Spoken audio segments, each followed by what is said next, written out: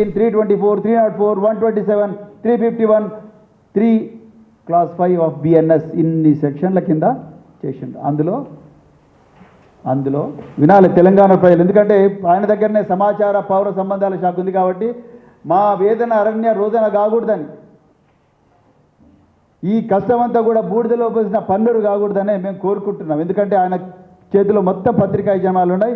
ఈరోజు వీరోచితంగా పోరాడుతున్నది మీరు గుమాస్తా తెలంగాణ అంటున్న నమస్తే తెలంగాణ, ఇంకా టీ న్యూస్, ఇంకా కొన్ని పత్రికలు, వాళ్ళందరికీ కూడా దండం. మీరు గుమాస్తా తెలంగాణ అన్నారు ఒక పత్రికను. అవునా, మేము తెలంగాణ ప్రజలకు గుమాస్తాలమే. ఎస్, ఈ పత్రిక తెలంగాణ ప్రజలకు గుమాస్తానే. అవును, తెలంగాణ యావత్తు 4.5 కోట్ల తెలంగాణ ప్రజలకు గుమాస్తానే. మేము గర్వపడుతున్నామయ్యా ఇలాంటి పత్రికలు తెలంగాణ ఉన్నందుకు. నువ్వు సిగ్గుపడాలి దాన్ని గుమాస్తా అంటున్నందుకు. సో ఈ పత్రికలన్నీ నీ కంట్రోల్లోనే ఉన్నాయి కాబట్టి నిజం ప్రజలకు తెలిసే అవకాశం లేదు. ఈ ఛానల్ కూడా నిజం చెప్పాలనుకున్నా కూడా చెప్పనివ్వడం లేదు మీరు. అది నేను ఎన్నోసార్లు చెప్పిన.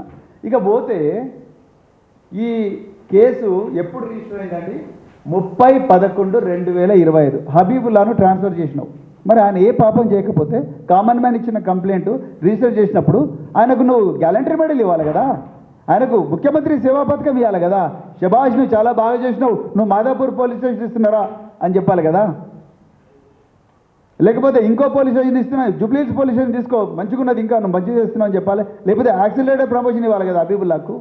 ఆయన వెనక ఎవరు లేరని, ఒక మైనారిటీ సామాజిక వర్గానికి చెందినవాడని, ఆయన వెనక ఎవరు లేరని, ఆయన గురించి ఎవరు మాట్లాడరు. అందుకొరకు అసదుద్దీన్ ఓవైసీతో సహా ఎవరు మాట్లాడరు కాబట్టి కథం ట్రాన్స్ఫర్ చేయండి. ఎందుకు? రాఘవ కన్స్ట్రక్షన్ మీద కేసు రిజిస్టర్ చేసినందుకు. ఇప్పటి వరకు కూడా 30/11/2025 నాడు కేసు రిజిస్టర్ అయితే ఇప్పటి వరకు కూడా ఆ ఎఫ్ఐఆర్ తప్ప ఆ సిడిఫైలో ఏం లేదు. లేకపోతే ఇప్పటివరకు అలా ఛార్జ్షీట్ వేయాలి. 3 నెలలనే ఛార్జ్షీట్ వేయాలి. 90 రోజుల లోపలనే ఛార్జ్షీట్ వేయాలని భారతీయ న్యాయ సురక్షా సమితి చెప్తుంది, బిఎన్ఎస్ఎస్ చెప్తుంది. లేకపోతే క్లోజ్ చేయండి. ఇలా మీరు అక్కడ పోయి చేసింది ఏంటి? మీ గుండాలు, మీ రాఘవ కన్స్ట్రక్షన్ బౌన్సర్లు, అది కూడా చెప్తా. తెలంగాణ ప్రజలకు తెలవాలి. ఎందుకంటే పత్రికలు నువ్వు చెప్పలిస్తలేవు కాబట్టి మేమే చెప్పాలి. వీళ్ళందరూ రాత్రి పోయి ఆ రోజు రాత్రి మధ్యరాత్రి, రెవెన్యూ మినిస్టర్కి మధ్యరాత్రి ఏం పని? రెవెన్యూ మినిస్టర్ కొడుకు మధ్యరాత్రి ఏం పని? రాత్రి 12 గంటల 14 నిమిషాలకు పోయి దాదాపుగా 4 జేసీబీలు, 70 మంది బౌన్సర్లు, ఒక్కటి కాదు ఇద్దరు కాదు, 70 మంది బౌన్సర్లు ఒక రెవెన్యూ మంత్రి పంపిస్తాడు. మీరు రెవెన్యూ మంత్రి ఎట్లయినా నాకైతే అర్థమైతే లేదు. రెవెన్యూ మంత్రి కొడుకు పొంగులేటి హర్షారెడ్డి, వీళ్ళందరూ 70 మంది బౌన్సర్లను పంపించి వాళ్ళందరూ కూడా మాస్కులు వేసుకొని 4 జేసీబీలు పట్టుకొని వాళ్ళు పోయి అక్కడున్న ఒక గోశాలను మొత్తం కూడా ధ్వంసం చేస్తారు. దాని తర్వాత వాళ్ళు కాళ్ళేళ్ళ పడ్డ కూడా వాళ్ళను తన్నుకుంటూ పోయి అక్కడి నుంచి సెక్యూరిటీ గార్డు టెంటును కూలగొడతారు. దాని తర్వాత అక్కడ ఎలక్ట్రిక్ ఫ్యాన్లని కూడా ధ్వంసం చేస్తారు.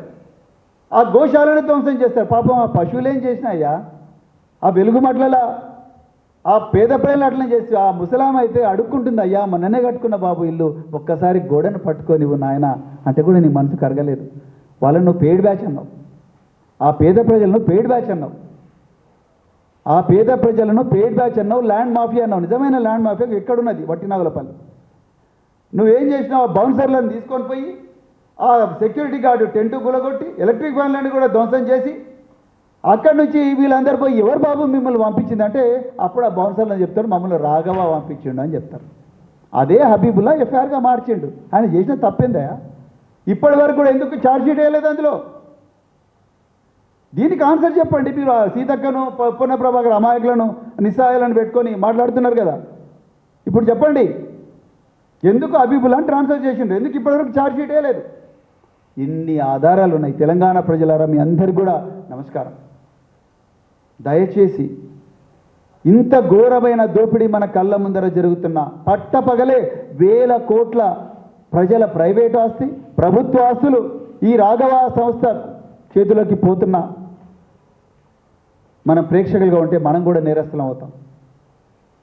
ఇలా చూడండి, కొడంగల్ నారాయణపేట టెండర్స్ డైరెక్ట్ మీరు మేఘా ఇద్దరే పంచుకున్నారు కదా 4000 కోట్లు. మరి మీరు చేవెళ్ళ డిక్లరేషన్ ఎక్కడ పోయింది? కామారెడ్డిలో బీసీలకు 40% ఇస్తున్నారు, చేవెళ్ళలో 25% ఎస్సీ ఎస్టీలకు ఇస్తామన్నారు. మల్లికార్జున ఖర్గేతో చెప్పిస్తారు కదా. అంటే మీరు ఏటీఎంగా మారిండ్రని వాళ్ళందరూ మాట్లాడతలేరు కదా. ఈరోజు 4,000 కోట్లు అప్పనంగా తీసుకుంటారు. ఇక్కడ ఫ్యూచర్ సిటీ ఏమో సీఎం రమేష్కి ఇచ్చిర్రు 4,000 కోట్లు. ఇంత స్టోరీ ఉన్నది. మీరు వచ్చి మమ్మల్ని ఇష్టం వచ్చినట్టు దుర్భాషలు ఆడతారు. మీ స్థాయి తగ్గి మాట్లాడింది.